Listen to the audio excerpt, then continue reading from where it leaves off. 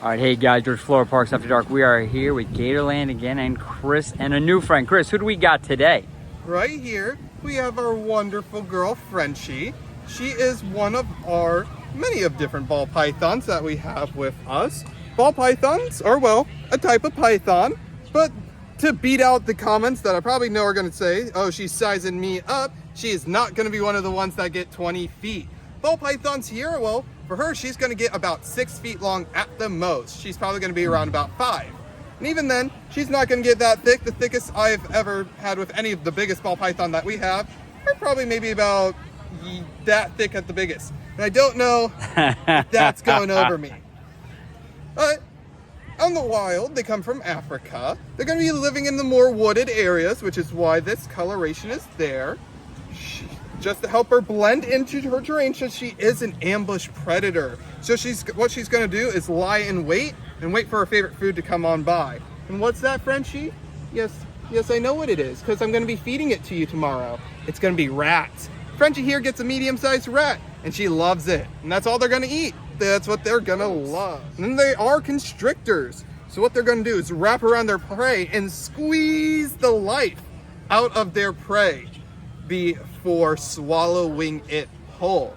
And talking about that, how do you do that, girl? People usually say snakes dislocate their jaw when they swallow their food whole, but that's not true, or at least not kinda. Because saying you're dislocating something is saying you got a joint like ours, where it's pretty much a ball and socket joint, where it's two bones practically boop, popped right into each other. But their skull doesn't work like that. What's connecting their jaw to the rest of their skull is a bit of ligament. So it allows it to stretch on out. But, oh, well, her head's right there, so I probably can show it off. Since she's a sweet girl, let's see if you can get right on underneath. You may be noticing, sorry girl, I know you probably don't like this, but for educational purposes, you might be noticing that small little line right there on the bottom of her jaw. That's a little bit of excess skin, because she doesn't have a bony chin like we do.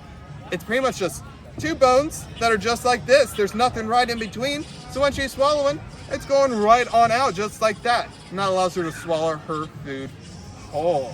Ain't that neat, girl? But let's talk about another thing about how they hunt. Because while they don't have ears, they do have a nose, and she does have her little tongue. She's flicking it out. That's how she's smelling, figuring out what's going on in the world. But pythons also have some holes right there on their top lip. Those are called heat pits, and you might be guessing the purpose for those. They're pits for heat. They give them a little bit of infrared sense. So if she's trying to find a warm area to nice and chill and warm up in, or trying to find a nice warm prey, that's how she's going to be doing that. But let's talk about her, because she's cool. I love her. She's my favorite girl. She is roughly, probably in her mid to late teens. The reason we don't know that is because she is a donation. Yes, you are, girl. Because this animal can live upwards of about 20 to 30 years. Wow. And what usually happens is a parent finally breaks down when a child starts asking for a snake for about 5 years, up until they're about middle school. Parent gives up, says whatever, we'll get you a snake. It goes fine until the child leaves for college. Then the parent realizes they're gonna have some rats in their freezer for another 10 plus years. I know I am minorly insane, and I'm okay with that, so many people don't.